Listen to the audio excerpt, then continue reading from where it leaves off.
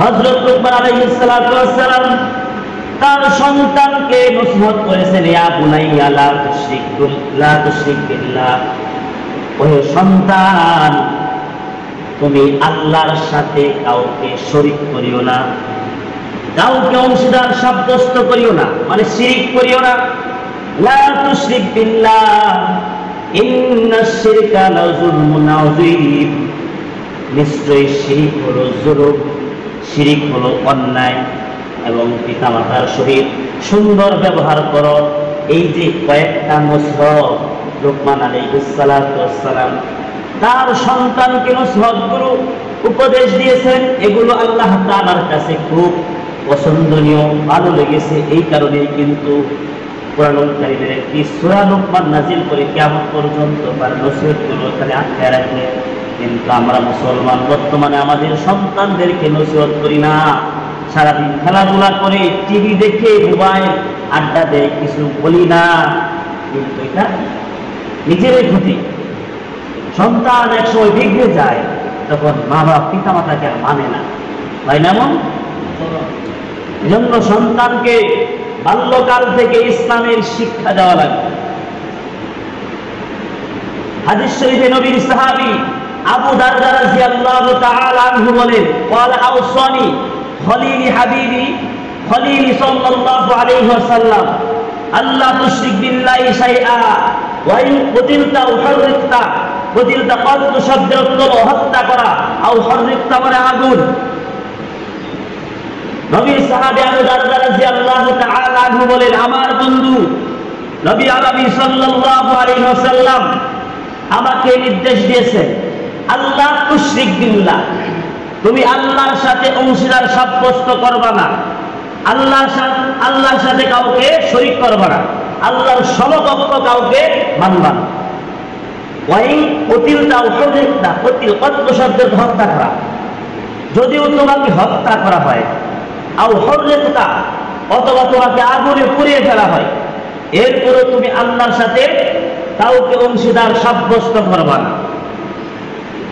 একটি বিশুদ্ধ হাদিসে বর্ণিত আছে, নবীর সাহাবী সুন্দর ইবনে জবির আলী রাদিয়াল্লাহু তাআলা আনহু বলেন, একবার আমি বিশ্ব নবী রাহমাতাল লিল আলামিনকে বললাম, ইয়া রাসূলুল্লাহ, ইয়া হাবিবাল্লাহ, আমি তো যে কোনো আমলই করি আল্লাহ তাআলাকে রাজি খুশি করার জন্যই করি, আল্লাহ তাআলার উদ্দেশ্যেই করে থাকি।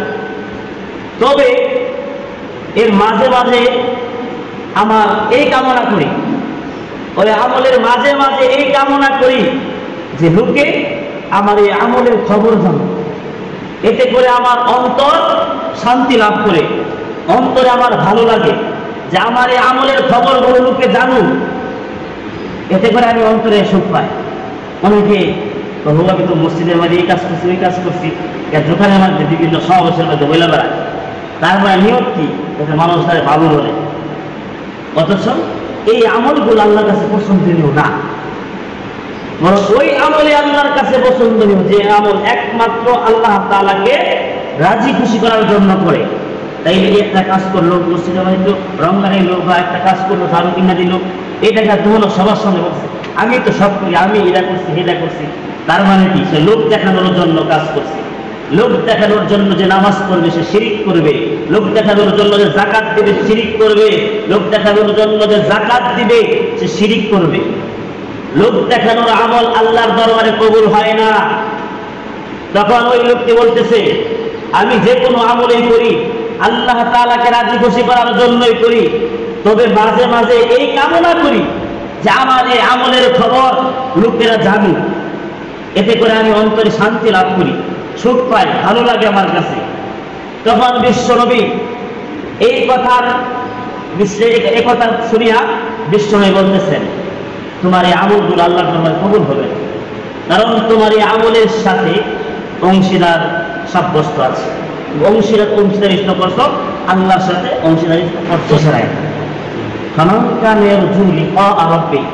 যখন ওই লোক দেখানোর আমলের ব্যাপারে যখন এই হাদিসটা বিশ্বনবী ওই লোকটাকে শোনায় দিলেন, তখনই আল্লাহ তাআলা এই আয়াতটা নাযিল করলেন, ফামান কানা ইয়ারজু লিকা রাব্বিহি ফালইআমাল আমালান সালিহান ওয়ালা ইউশরিক বিইবাদাতি রাব্বিহি আহাদা। তুমি যদি তোমার রবের সাক্ষাতের আশা করো, তুমি যদি আল্লাহ পাক রব্বুল আলামিনকে দেখতে চাও, কারণ দুনিয়াতে আল্লাহ তাআলাকে দেখা সম্ভব না। না সম্ভব? সম্ভব। কারণ হলো আল্লাহর যে একটা নূরের তাজাল্লি আছে, এই নূরের তাজাল্লির যে একটা ফোকাস, সামান্য আলো, এটাই কিন্তু দুনিয়ার চামড়ার চোখকে সহ্য করতে পারবে না। আপনি কখন রোদের মধ্যে থেকে সূর্যের মধ্যে এক মিনিট চাইতে পারবেন? চাইতে পারবেন। এর চেয়ে বেশি আল্লাহর তাজাল্লি। যখন মুসা আলাইহিস সালাতু ওয়াস সালাম তুর পর্বতে আল্লাহর সাথে বারবার বললেন, আল্লাহ আমি আপনাকে দেখতে চাই, আমি আপনাকে দেখতে চাই, একটু দেখতে চাই, দর্শন দান করুন। আল্লাহ বলতেছে, মুসা আমাকে দেখতে পারবা না, আমাকে পশ্চিম কালেও তুমি দেখতে পারবা না। তারপর মুসা বলছে, আল্লাহ একটু দেখতে চাই। বারবার রিকোয়েস্ট করার পর এবার আল্লাহ তাআলা বলতেছে, মুসা তুমি ওই যে পাহাড়, ওই পাহাড়ের দিকে তাকাও। আল্লাহ পাক রব্বুল আলামিন আল্লাহ তাআলার নূরের একটা ঝলক ফোকাস ওই পাহাড়ের মধ্যে ফেলছে। এই ঝলক থেকে সামান্য মুসা অজ্ঞান হয়ে বেহুশ হয়ে পড়ে গেছে। যখন কয়েক ঘন্টা পর জ্ঞান ফিরল, তখন বলতেছে, আল্লাহ বুঝতে পারছি।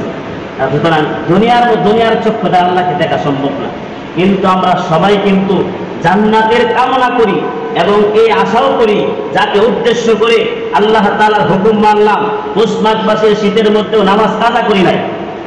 সুতরাং সেই রব আল্লাহকে ভয় করে তো আমরা গুনাহ থেকে গুনাহ ছেড়ে দিই না। তাইলে সেই রবকে ভয় করে আমরা এই শীত রোদ উপেক্ষা করি না, নামাজ আদায় করি, হুকুম আহকাম মানি, গুনাহ থেকে বেঁচে থাকি।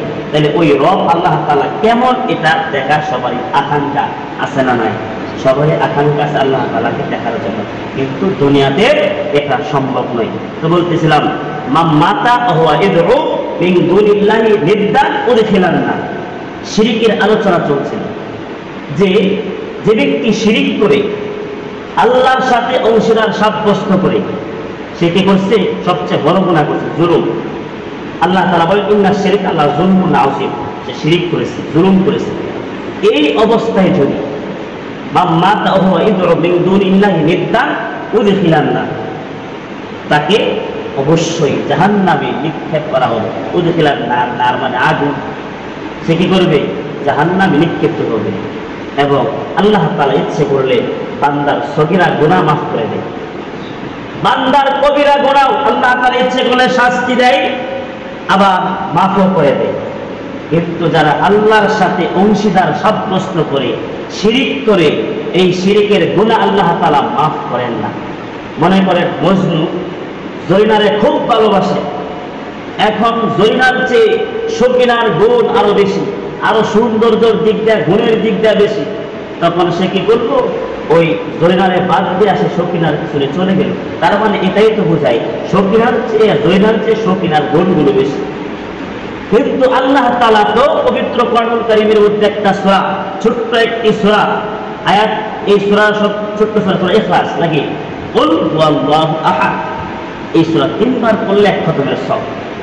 এই সূরার মধ্যে আল্লাহ তাআলা পরিষ্কারভাবে বইলা দিছে, কুল হুয়াল্লাহু আহাদ, আমি আল্লাহ এক, আমি আল্লাহ এক, আমি আল্লাহ এক। আল্লাহুস সামাদ, আমি আল্লাহ মুখাপেক্ষী, দুনিয়ার সবাই আমার মুখাপেক্ষী। লাম ইয়ালিদ, আমি কারো থেকে জন্ম হই নাও এবং আমি কাউকে জন্ম দেই নাই, কিন্তু আমি কোন ফায়াতুল বইলা বানাইছি, জন্ম দেই নাই। ওয়ালাম ইয়াকুল্লাহু কুফুয়ান আহাদ, কেউ আমার সমকক্ষ নয়। ওয়ালাম ইয়াকুল্লাহু কুফুয়ান আহাদ, কেউ আমার সমকক্ষ নয়। আল্লাহ তো এই সূরার মধ্যে পরিষ্কার বইলা দিয়েছে। এরপরে যারা মূর্তি পূজা করে, রাম পূজা করে, এরা শিরিক, সব শিরিক। ইসলাম ব্যতীত অন্য যত ধর্মাবলী আছে, ধর্ম আছে, সবগুলো ধর্ম শিরিকের ভিত্তিতে প্রতিষ্ঠিত। কেউ তিন, কেউ চার, কেউ দুই, কেউ অসংখ্য দেবতার উপাসনা করে। সুতরাং তারা সবাই শিরিক করেছে। এই শিরিকের গুনাহ আল্লাহ তাআলা ক্ষমা করবেন না। কেউ যদি লোক দেখানোর জন্য নামাজ করে, এটাও কিন্তু শিরিক। লোক দেখানোর জন্য দান খয়রাত করে, কাজ করে, এটাও কিন্তু শিরিক। লোক দেখানোর জন্য আমল, এগুলো আল্লাহর দরবারে কবুল করেন না আল্লাহ তাআলা। এই বিষয়টা পরিষ্কার হয়ে যাবে। একটা ঘটনা বলি, পয়গম্বর মূসা আলাইহিস সালাতু ওয়াস সালাম তুর পর্বতে আল্লাহর সাথে কথা বলতেন। তো প্রতিদিনের মতোই একদিন পয়গম্বর মূসা আলাইহিস সালাতু ওয়াস সালাম যাচ্ছেন, পথে আল্লাহর এক আশেক বান্দাকে দেখতে পেলেন। তার শরীরের মধ্যে অসংখ্য বল্লা, মৌমাছির ন্যায় বিষাক্ত পোকা, বললা তো মৌমাছির মতো বিষাক্ত পোকা তাকে অনবরত প্রতিনিয়ত দংশন করতেছে, কামড়াইতেছে। এত কষ্টের মাঝে সে আল্লাহ তাআলার শুকর, আল্লাহ তাআলার স্মরণ থেকে গাফেল না থেকে অবিরত অনবরত সে আল্লাহ তাআলার জিকির, আল্লাহ তাআলার স্মরণ, ইবাদতে সে ব্যস্ত রয়েছে। ইবাদত ভুলে যায় নাই, জিকির ভুলে যায় নাই এত কষ্টের মাঝে। পয়গম্বর মূসা আলাইহিস সালাতু ওয়াস সালাম তো বিস্মিত হলেন। তিনি ওই আশেককে জিজ্ঞাসা করলেন, এত কষ্টের মাঝে তুমি আল্লাহ তাআলার কোন নিয়ামতের শুকর আদায় করছো? আশেক বলতেছে, আমি বল্লার নিয়ামতের শুকর আদায় করছি। বললা কেন? এই বিষাক্ত পোকাগুলো আমাকে দংশন করার ফলে, কামড় দেওয়ার ফলে ঘুম আমাকে আক্রান্ত করতে পারছে না, অলসতা আমাকে গ্রাস করতে পারছে না। আমি সর্বদা আল্লাহ তাআলার জিকির, আল্লাহ তাআলার ইবাদতে ব্যস্ত থাকতে পেরেছি। মূসা আলাইহিস সালাতু ওয়াস সালাম ওই লোকটিকে জিজ্ঞাসা করলেন, কত বছর হলো এই অবস্থায় আছো? লোকটি বলতে 400 বছর। পয়গম্বর মূসা আলাইহিস সালাতু ওয়াস সালাম বিস্মিত হলেন, এত বছর ধরে এত বল্লার কামড় সহ্য করে আল্লাহরে বললেন? মূসা আলাইহিস সালাতু ওয়াস সালাম তো বিস্মিত হলেন, অবাক হলেন। তিনি ওই আশেক লোকটিকে জিজ্ঞাসা করলেন, তোমার মনে কি কোনো কিছুর কামনা, কোনো কিছুর আকাঙ্ক্ষা আছে? তখন ওই আশেক লোকটি বলল, আমার দুইটা জিনিসের প্রত্যাশা, দুইটা জিনিসের আকাঙ্ক্ষা। একটি হলো, আমি আলেমদের মুখে শুনেছি মূসা নামক একজন নবী জমিনের মধ্যে আগমন করবে, তার সাক্ষাতের প্রত্যাশা। দ্বিতীয়ত, আমি একটু ঠান্ডা পানি পান করতে চাই। তখন মূসা আলাইহিস সালাতু ওয়াস সালাম নিজের পরিচয় দেয়া বললেন, হ্যাঁ, তোমার উভয় আশাই পূর্ণ হয়েছে।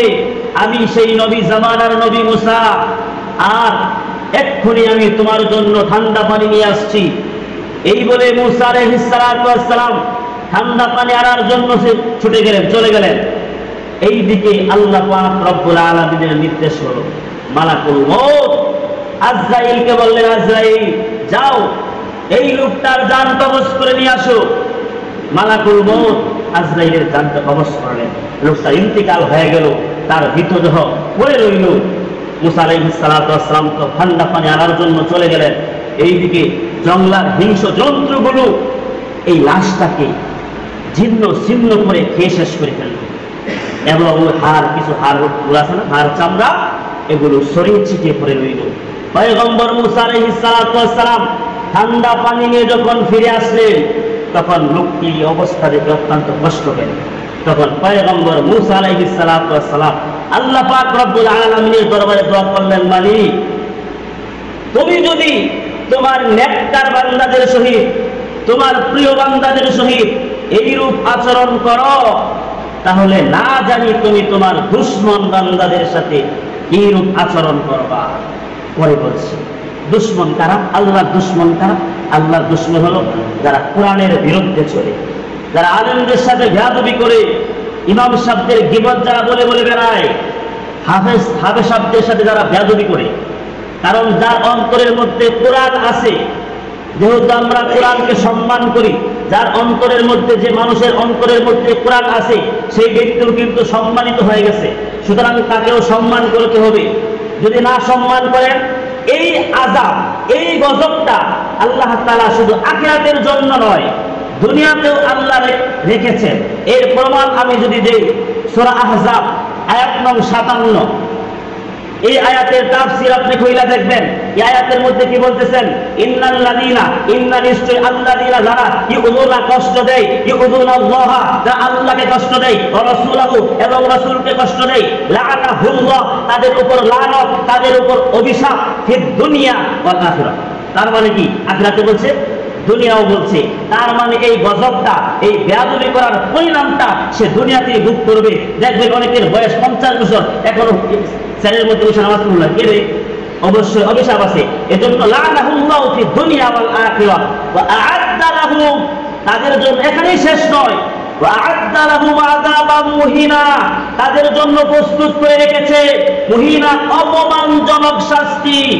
জাহান্নামের মধ্যে যারা আলেমদের সাথে বেয়াদবি করবে, হাফেজ সাহেবদের সাথে যারা বেয়াদবি করবে, ইমাম সাহেবদের দোষ দ্বারা বলে বলে বেড়াইবে, তাদের জন্য অপমানজনক। আ'আদ্দা লাহুম, ওয়া আ'আদ্দা শব্দের অর্থ কি? এটা তৈরি করে রেখেছে। মুহিনা শব্দের অপমানজনক। এর অপর আয়াতে আল্লাহ তাআলা বলেছেন, ওয়াল্লাযীনা ইউযুনাল মুমিনিনা ওয়াল মুমিনাতি বিগাইরি মাকতাসাবু ফাকাদ ইহতামালু বুহতানা ওয়া ইসমান মুবিনা। অনেকেই বলে যে আমি হাফেজ সাহেব নাই, হাফেজ সাহেব হয়তো অনেকে জানে না বিষয়টা, ঠিক আছে? এগুলো তো বলুন লাগে, কারণ মানুষ তো বুঝে নেই, হরেক রকমের মানুষ আছে। আমি কিন্তু এটা আমি নিজেকে বড় করার জন্য বলছি, শুধু জানানোর জন্য বলতেছি। অনেকে গর্ব করে বলে, গর্বের কিছুই নাই, এগুলো বিষয়ে গর্বের কিছু করার বিষয় নেই। আমি বলতেছি যে আমি কিন্তু 2010 সালে টঙ্গী জামিয়া গাফুরিয়া চম্পাকলি সিনেমা হল আছে, ওই পিছনে মাসিরপুর একটা এলাকা বলে, ওই মাদ্রাসার মধ্যে 2011 সালে হ্যাফস ফারেক হই, 2 বছর এখানে পড়ছি, হ্যাফস ফারেক হয়েছি। এরপর ওইখান থেকে ফারেক হওয়ার পর এই যে কালবাইত রেলওয়ে স্টেশন মাদ্রাসা, এখানে ওই সময় রফিক চেয়ারম্যান ছিল। এটা 2012 সালে এখান থেকে আমাকে 2য় স্থানে চাকরি দিয়েছে। প্রথম স্থানে একজন পুরানা ছাত্র ছিল, তাকে দিয়েছে। এরপর এখানে 2 মাস শোনাইছি, কোরআন শরীফ প্রথম 2 মাস শোনাইছি। এরপর ওই যে গোলাম রব রহমতুল্লাহ আলাইহি মাদ্রাসা, খালেক সাহেবের মাদ্রাসা, ওইখানে প্রথম স্থানে চাকরি দিয়েছে। এটা 2013 সাল। আমি কি এখানে বসে মিথ্যা কথা বললাম? 2013 সালে। এরপর আমি দাখিল, আলেম, এখন ফাজিল 3য় বর্ষ পরীক্ষা দেব। তাইলে এগুলো রেজাল্ট কিন্তু আমার দাখিল রেজাল্ট করবেন, আলেমের উপর করেন এবং ফাজিল প্রথম বর্ষ পড়বেন। সুতরাং এগুলো কিন্তু আমি নিজেকে বড় করার জন্য বলছি না। অনেকে জানে না বলে হুজুর মনে সাধারণ একদম কারি এমনটা মনে করে। আসলে এগুলি বাবা এই এমন ধারণা করা যে ওই লোকটা এত জ্ঞানী না, আমি জ্ঞানী, যে চুরি করে সেভাবে সবাই মনে চুর, ঠিক না? এমন ভাবে আমি বলতেছিলাম, ওই শিরিকের আলোচনায় করতেছিলাম, এই শিরিক যারা আল্লাহর সাথে অংশীদার সাব্যস্ত করে, এই গুনাহ আল্লাহ তাআলা মাফ করবেন না। তিনি পয়গম্বর মুসা আলাইহিস সালাতু ওয়াস সালাম, আল্লাহ তাআলা বললেন, হে মুসা, আমি এই লোকটার সাথে এইরূপ আচরণ করলাম না হইলে তবে কেন করেছি জানো মুসা? আমি তাকে 400 বছর পানি পান করাইছি, 400 বছর তাকে আহার দান করেছি, খাবারের ব্যবস্থা করেছি। আজকে আমার কাছে না চেয়ে তোমার কাছে পানি চাইলো, এটা আমার কাছে পছন্দ নয়। আমি যদি তাকে 400 বছর আহার করাইতে পারি, আজকে কেন আমি তাকে 1 গ্লাস পানি পান করাইতে পারবো না? এটা আমার কাছে পছন্দ নয়। আমার বান্দা আমাকে ছেড়ে অন্যের কাছে চাইবে, নিশ্চয়ই এর মধ্যে শিরকের দুর্গন্ধ রয়েছে। ইন্না শিরকা লাযুলমুন আযীম, এই শিরকের গুনাহ আমি আল্লাহ ক্ষমা করব না। ওহে মালিকুল মুলকে লা রাইবা শাক হায়, জিসে